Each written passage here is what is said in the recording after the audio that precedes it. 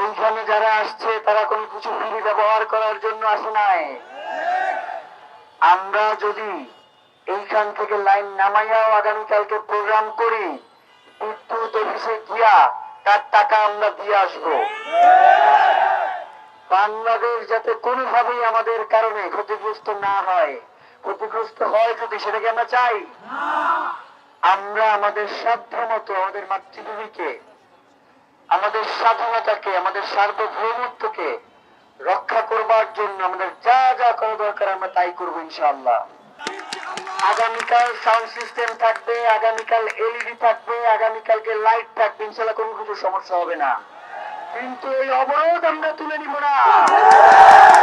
বিচার নিশ্চিত না করা পর্যন্ত এই রাজপথ আমরা ছাড়ছি না। প্রিয় ভাইরা, আমাদেরকে ধৈর্য ধারণ করে এই শক্তিকে মোকাবেলা করতে হবে।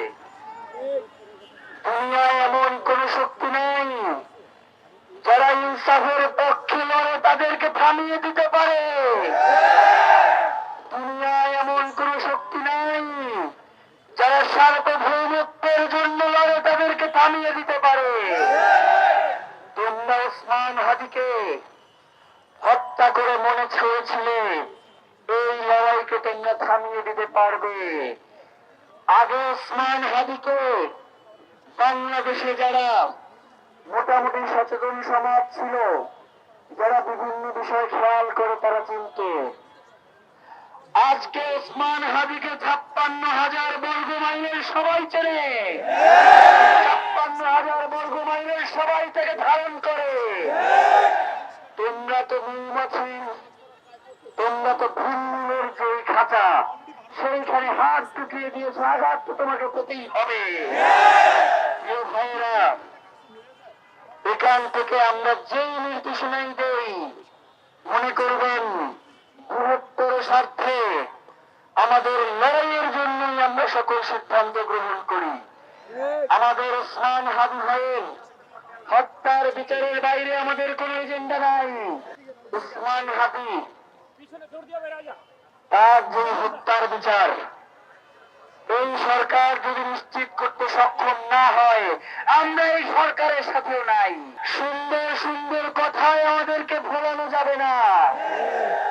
একমাত্র তোমরা আমাদেরকে এইখান থেকে কোন পদ্ধতিতে সরাইতে পারো সেটা আমরা বলে দেই।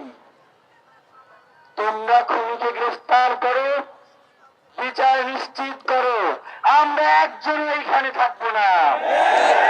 কিন্তু আমাদেরকে বুঝিয়ে, আশ্বাস দিয়ে, ছল চাতুরি করে আমাদের কাউকে এইখান থেকে সরানো যাবে না। ৭১-এ আজাদী এসেছে, ২৪-এও আজাদী এসেছে, কিন্তু সকল আজাদীর ফল ভোগ করেছে ওই শুয়ার গুলা। ওই শুয়ার গুলো ক্ষমতায় বসেছে, তারা কোনোভাবেই জনগণকে প্রাধান্য দেয় নাই। বিএনপি, জামাত, এনসিপি সহ সকল রাজনৈতিক দলকে আমরা অনুরোধ জানাই, ইনকিলাব মঞ্চের ওসমান হাদির বিচার নিশ্চিত করার দায়িত্ব কি শুধুমাত্র এই জনগণের?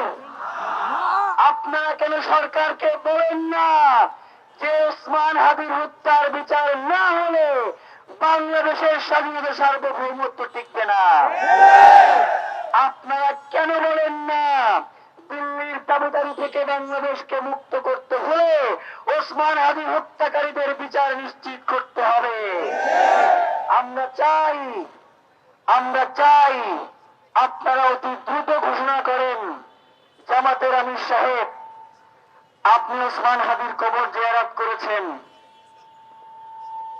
বিএনপির ভারপ্রাপ্ত চেয়ারম্যান জনাব তারেক রহমান, আপনি ওসমান হাদির কবর জিয়ারত করেছেন।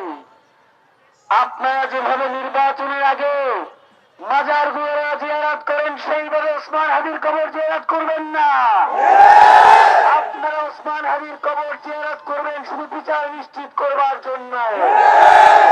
দিল্লি তো কাছে, কিন্তু দিল্লি তো আপনাদেরকে জায়গা দিবে না।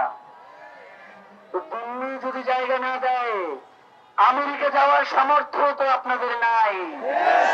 সুতরাং অন্তত বাংলাদেশের মানুষের পক্ষে দাঁড়ান, তাদের কথাগুলো শুনুন, তাদেরকে বোঝবার চেষ্টা করুন। বাংলাদেশে এখন 63% জনসংখ্যা হচ্ছে তরুণ, যাদের বয়স 18 থেকে 35 বছর, 0 থেকে 35 বছরের মধ্যে। এই তরুণদেরকে অগ্রাহ্য করবেন না, এই তরুণদেরকে অগ্রাহ্য করবেন না। এই তরুণদেরকে অগ্রাহ্য করে একজন দিল্লিতে গিয়ে বসে আছে। এই তরুণদেরকে অগ্রাহ্য করলে পিন্ডিতেও জায়গা পাবেন না।